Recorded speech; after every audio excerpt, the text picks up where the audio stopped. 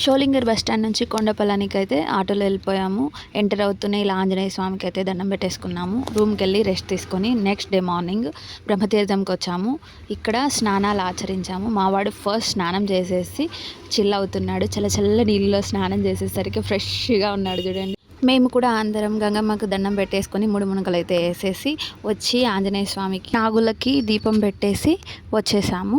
యోగా నరసింహస్వామి మా ఇంటి దేవుడు కాబట్టి మేము ఇయర్లీ వస్తూ ఉంటాము. టిఫిన్ అయితే తినేసి కొండ ఎక్కడానికి స్టార్ట్ అయిపోయాము. దీక్షిత్ అయితే నియర్లీ అస్సలు నమ్మలేదు. 1305 స్టెప్స్ ఉంటే నియర్లీ 1000 స్టెప్స్ ఎక్కాడు. నేనైతే అస్సలు ఆశ్చర్యపోయాను. మామూలుగానే దీక్షిత్కి స్టెప్స్ ఎక్కడం అంటే ఇష్టము. అస్సలు మేము ఎత్తుకున్నా కూడా ఆగలేదు. ఫుల్గా ఎంజాయ్ చేశాడు. టెంపుల్లోకి ఎంటర్ అయిన తర్వాత అయితే అలసిపోయి ఇలా నిద్రపోయాడు. ఒక 10 మినిట్స్ అట్ట ఫుల్గా డీప్ స్లీప్ వేసేసి లేసాడు. దర్శనం అయిన తర్వాత మేము ఇలా ప్రసాదాలు తినేసి రోజుసేపు రెస్ట్ తీసుకొని నియర్లీ ఒక హాఫ్ అన్ అవర్ అక్కడే ఉన్నాము. తర్వాత రిటర్న్ అయిపోయాము. బయటికి వచ్చిన తర్వాత వ్యూ అస్సలు అద్దరిపోయింది. అసలు చిన్న చిన్నగా లైట్గా వర్షం పడుతూ చూడ్డానికి వ్యూ అయితే ఇలా ఉంది. మీరే చూడండి ఎంత బాగుందో. అసలు ఇలాంటి వెదర్లో ఫొటోస్ వీడియోస్ తీసుకోకుండా ఉంటామా ఏంటి? తీసేసుకున్నాము.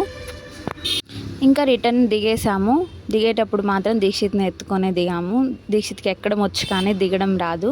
నెక్స్ట్ ఇంకా చిన్న కొండకి స్టార్ట్ అయిపోయాము. సాయంత్రము 400 స్టెప్స్ ఉన్నాయి అక్కడ కూడా. దీక్షిత్ అవి కూడా ఎక్కేశాడు. చూడండి ఎంత హ్యాపీగా ఎనర్జెటిక్గా ఎగ్గుతారో పిల్లోళ్ళు. నైట్ కానీ తెలీదు వాళ్ళకి ఆ నొప్పులు. చిన్న కొండ మీద ఆంజనేయ స్వామిని కూడా దర్శించుకొని కిందికి అయితే రిటర్న్ అయిపోయాము.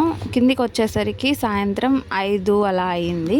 యాక్చువల్లీ ఇక్కడ రోప్ కార్ ఫెసిలిటీ అయితే ఉంది కానీ మేము దాన్ని రీచ్ అవ్వలేకపోయాము. ఎందుకు అనేది నెక్స్ట్ వీడియోలో అయితే పోస్ట్ చేస్తాను.